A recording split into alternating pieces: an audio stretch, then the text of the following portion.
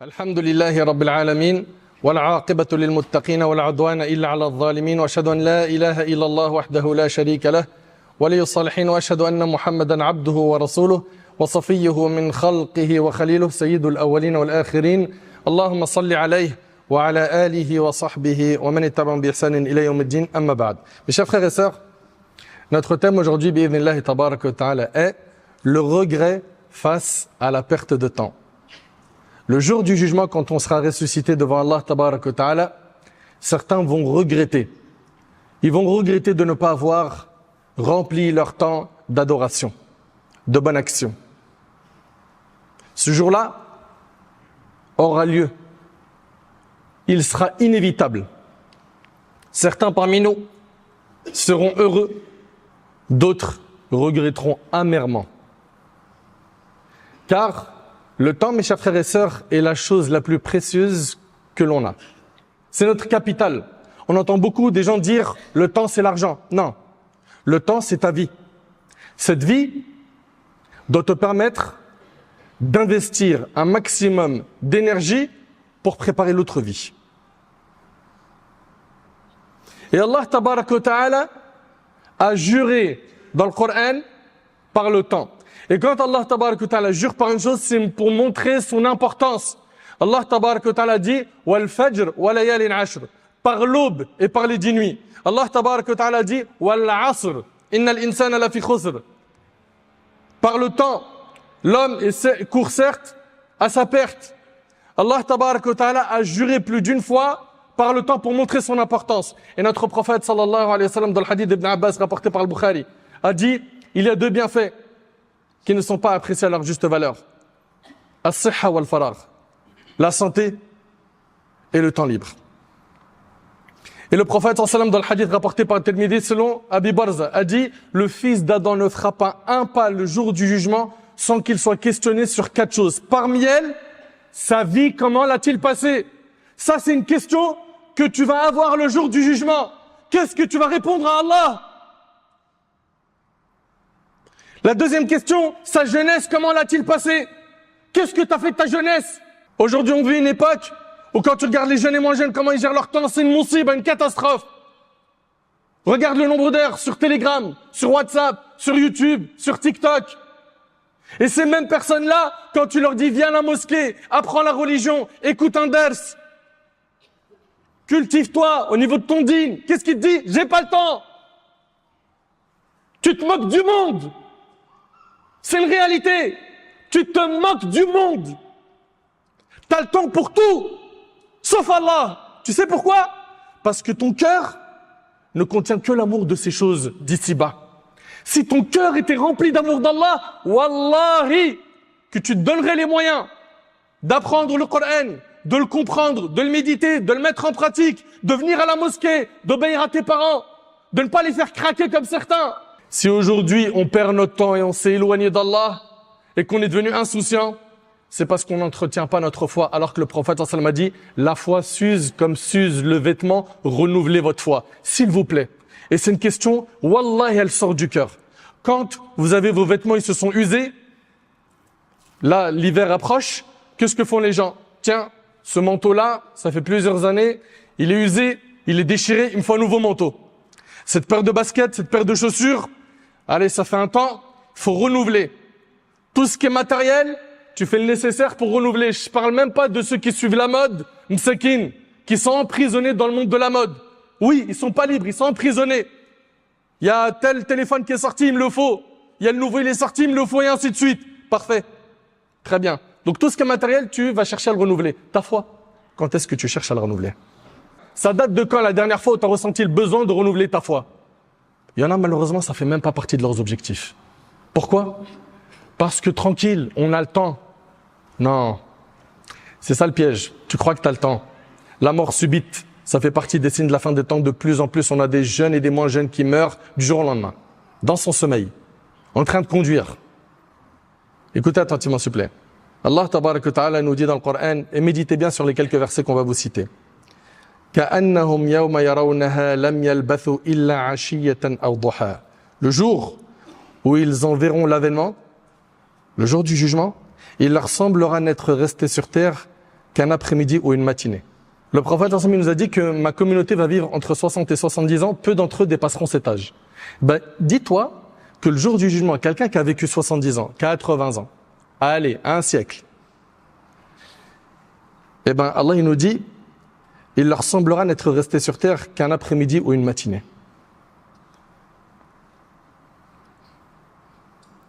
Qatada rahimahullah a dit, telle sera la durée de ce bas monde aux yeux des hommes lorsqu'ils verront l'au-delà. Allahu Akbar. Et vous savez, il y a 2 points que vous devez garder en tête concernant le temps libre. Le premier point, c'est que le temps qui est parti, il ne reviendra jamais. Il ne reviendra jamais. L'argent, ça vient, ça part. C'est vrai ou c'est pas vrai? Quelqu'un, il était au top au niveau de la richesse. Il a été frappé par une grosse épreuve, plus d'argent. Il se peut qu'il remonte la pente. Oui ou non? On en a vu des gens. Ils étaient en haut, financièrement. Ils ont coulé et ils ont réussi à remonter la pente. L'argent, ça part, ça revient. La santé, pareil. Mais le temps qui part, wallahi, il ne revient pas. Il ne revient pas. Le temps ne revient pas. Et ce temps-là, qui est parti, tu ne peux pas le compenser par quelque chose d'autre. Al-Hassan al-Basri, ce grand savant, qu'Allah lui fasse miséricorde, a dit, il n'y a pas un jour où l'aube se lève sans qu'il appelle ô fils d'Adam, je suis une nouvelle création. Et je témoigne de tes actions. Alors tire profit de moi, car une fois que je serai passé, je ne reviendrai plus jusqu'au jour du jugement. Chaque jour qui part, il ne revient pas. En fait, il faut que tu comprennes que chaque jour, c'est un pas en plus que tu fais en direction de ta tombe. Est-ce que tu es prêt à rencontrer Allah? Est-ce que là, si tu meurs, est-ce que si l'ange de la mort vient prendre ton âme, ce que tu as fait, c'est suffisant? Chacun d'entre nous doit se poser la question. Moi, Wallah al-Azim, j'ai peur 2 jours. Wallahi, j'ai peur 2 jours. Parce que je suis pas prêt. Je suis pas prêt et je suis choqué de voir des gens qui sont autant insouciants, qui ont oublié l'au-delà. Leur temps, c'est que pour les passions. Tout sauf Allah. Mais vous êtes bien des musulmans. Un musulman, c'est quelqu'un qui cherche avant tout à satisfaire le maître Azza wa Jal. Et malheureusement, combien de jeunes et de moins jeunes, je dis de moins jeunes parce que même certains de nos papas aujourd'hui, la seule activité qu'il a après le travail, c'est quoi? C'est la télé. Ça va être les infos, les feuilletons, ou bien les caméras cachées, ou bien son smartphone, et c'est parti pour des vidéos YouTube, ou du TikTok, ou du Facebook. Ce temps-là, qui part, il revient pas. Il revient pas. Allah tabarak wa ta'ala nous dit, Ya ayyuhalladhina amanu, la tulhikum amwalukum wa la awladukum an dhikrillah, wa man yaf'al dhalik fa ulaika humul khasirun. Wa anfiqu mimma razaqnakum min qabli an ya'ti ahadakum al-maut. فيقول ربي لولا أخرتني إلى أجل قريب فأصدق وأكن من الصالحين. Ô vous qui croyez que vos richesses et vos enfants ne vous distraient pas de la mention d'Allah, que ta richesse ne te fasse pas oublier Allah, que ton argent, la dunya, ne te fasse pas oublier Allah. Ceux qui agissent ainsi sont les véritables perdants. C'est les paroles de qui? C'est les paroles d'Allah, dans le Coran, dans la sourate des hypocrites. Et ensuite, Allah, il dit, dépensez dans l'obéissance à Allah de ce que nous vous avons attribué, avant que la mort ne vienne à l'un de vous et qu'il ne dise, qu'est-ce qu'il va dire au moment de la mort? Seigneur, si tu m'accordais un court délai, est-ce que tu aimerais être de cela? Ou est-ce que tu n'aimerais pas ce jour-là être prêt? Je suis prêt. Alhamdulillah, j'ai pas été insouciant. Alhamdulillah, j'ai pas suivi la mauvaise fréquentation. Alhamdulillah, pendant qu'il y a des gens qui oublient Allah, moi j'étais dans le dhikr, moi j'étais dans le dua, moi j'étais dans le Coran, moi j'étais dans salat, moi j'étais dans fa'alul khair, moi j'étais dans birrul walidain. J'étais en train d'être bienfaisant vers mes parents. Est-ce que tu étais de cela? Dépensez de ce que nous vous avons attribué avant que la mort ne vienne à l'un de vous et qu'il dise, Seigneur, si tu m'accordais un court délai. Pour faire quoi? Pour faire quoi? Pour visiter le monde? Il y a des îles que j'ai pas encore pris en photo? Il me manque des belles photos dans mes snaps? Non. Seigneur, si tu m'accordais un court délai, je ferai l'aumône et serai parmi les pieux. C'est quoi un pieux? Un pieux, c'est quelqu'un qui fait ce qui est obligatoire et qui délaisse ce qui est interdit. Et le paradis a été réservé aux pieux. Allah Ta'ala a dit dans le hadith qui est authentique, il a dit, j'ai préparé pour mes pieux serviteurs ce que nul œil n'a vu, aucune oreille n'a entendu et ce que aucun cœur ne peut imaginer. Et Allah, il nous dit, dans la suite des versets, وَلَنْ يُؤَخِّرَ اللَّهُ نَفْسًا إِذَا جَاءَ أَجَلُهَا وَاللَّهُ خَبِيرٌ بِمَا تَعْمَلُونَ. Or, Allah n'accorde jamais de délai à celui dont le terme est arrivé. Allah connaît parfaitement vos agissements. Dans le verset d'avant, Seigneur, si tu m'accordais un court délai, je ferai l'aumône et serai parmi les pieux. Toute personne négligente éprouvera des regrets lors de l'agonie, au moment de la mort, et demandera un prolongement, même court, de son existence afin de rattraper ce qu'elle a manqué. Mais il n'en sera rien. Tu avais du temps. Dis pas que tu n'en avais pas. Et écoutez avec moi ce second verset où on y voit du regret profond de ne pas avoir bien agi sur terre. وَالَّذِينَ كَفَرُوا لَهُمْ نَارُ جَهَنَّمَ لَا يُقْضَى عَلَيْهِمْ فَيَمُوتُوا وَلَا يُخَفَّفْ عَنْهُمْ مِنْ عَذَابِهَا كَذَلِكَ نَجْزِي كُلَّ كَفُورٍ وَهُمْ يَصْطَرِخُونَ فِيهَا رَبَّنَا أَخْرِجْنَا نَعْمَلْ صَالِحًا غَيْرَ الَّذِي كُنَّا نَعْمَلْ أَوَلَمْ نُعَمِّرْكُمْ مَا يَتَذَكَّرُ فِيهِ مَنْ تَذَكَّرَ وَجَاءَكُمُ النَّذِيرُ فَذُوقُوا فَمَا لِلظَّالِمِينَ مِنْ نَصِيرٍ. Quant aux infidèles, ils obtiendront le feu de la géhenne. On ne les achèvera pas, les empêchant ainsi de mourir et d'échapper au châtiment. Et on ne leur allégera rien de ces tourments. C'est ainsi que nous rétribuons tout infidèle obstiné. Là, ils hurleront, ils sont en enfer. Qu'est-ce qu'ils vont dire? Seigneur, fais-nous en sortir.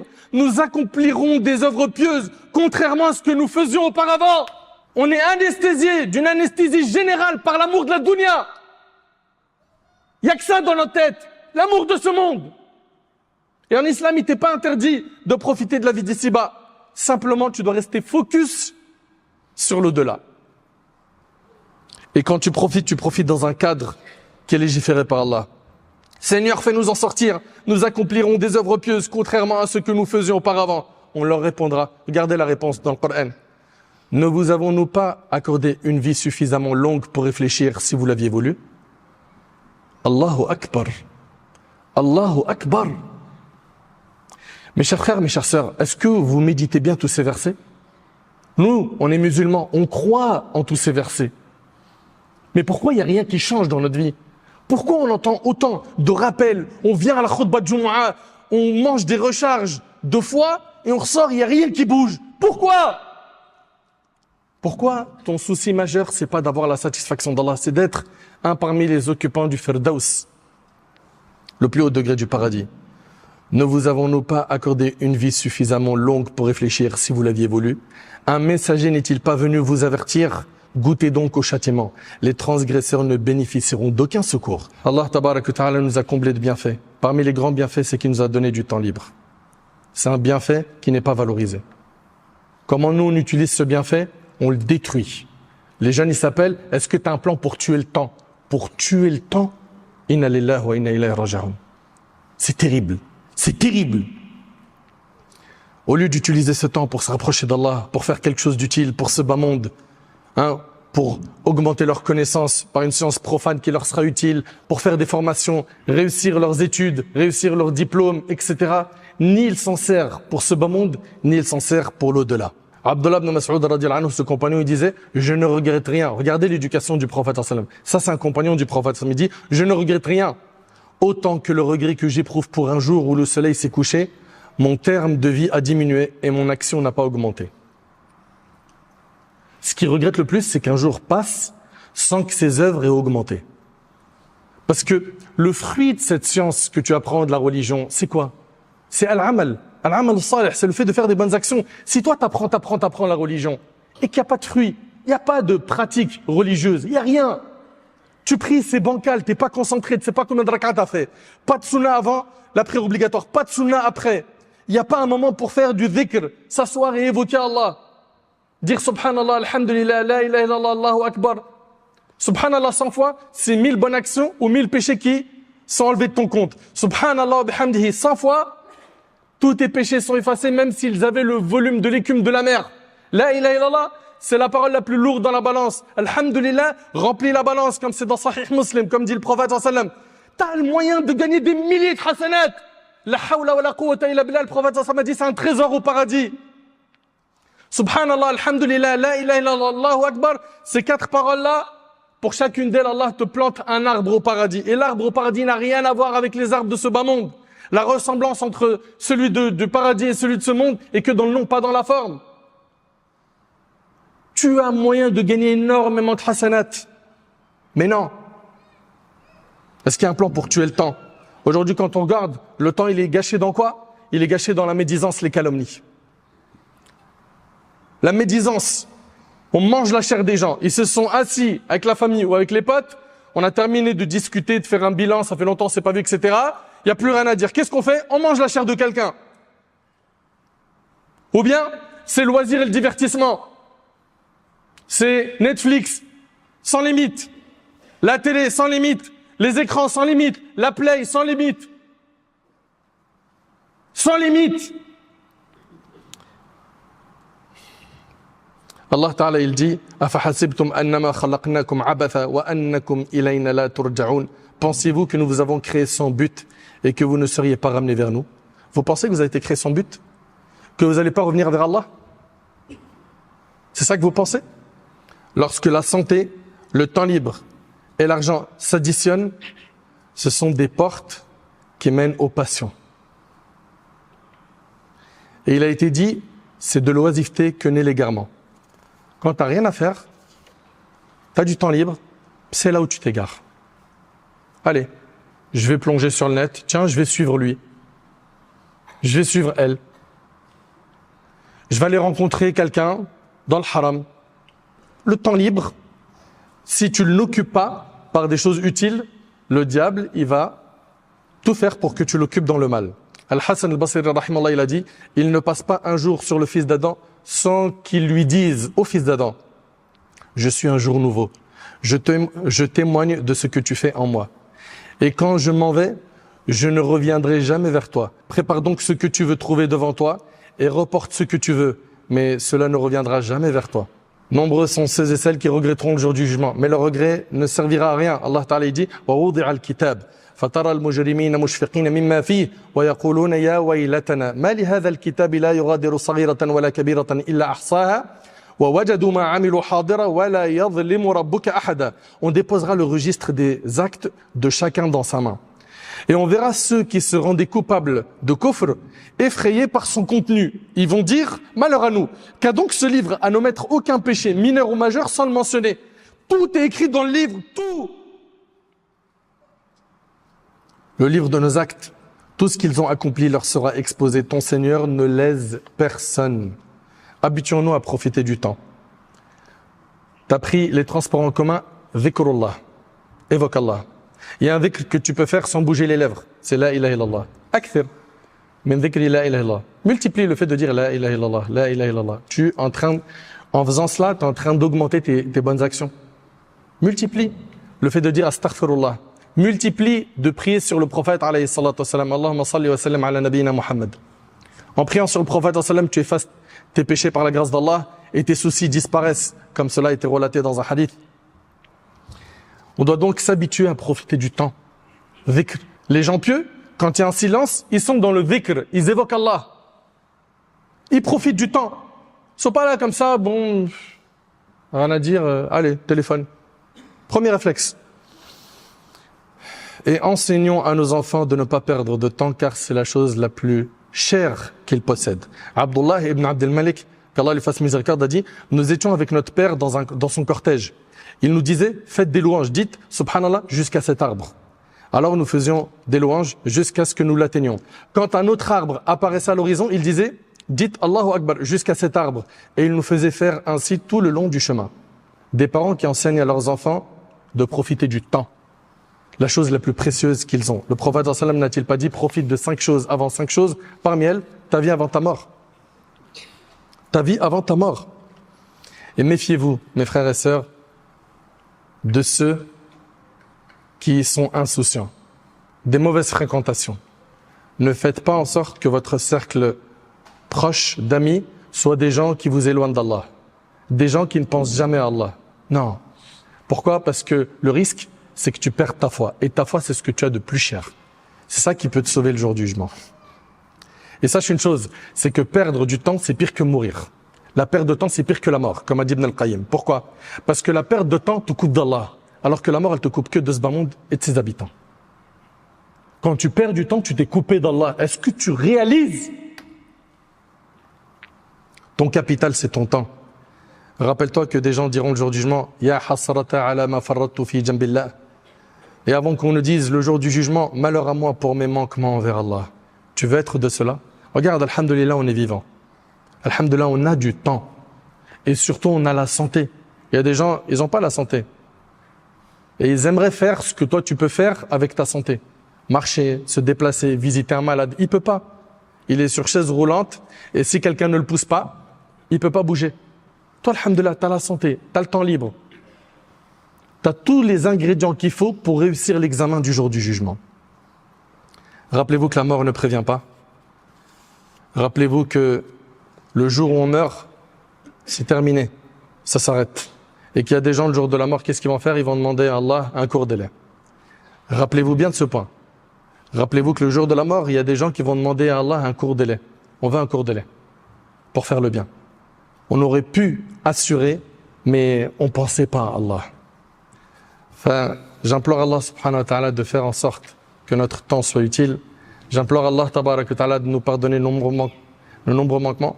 Qu'Allah subhanahu wa ta'ala nous pardonne nos nombreux manquements. Qu'Allah subhanahu wa ta'ala nous réveille de notre insouciance. Qu'Allah subhanahu wa ta'ala améliore notre situation. Qu'Allah tabarak wa ta'ala nous accorde la piété. Qu'Allah azza wa jal nous accorde la véracité dans les paroles et dans les actions. Qu'Allah tabarak wa ta'ala nous accorde une bonne fin.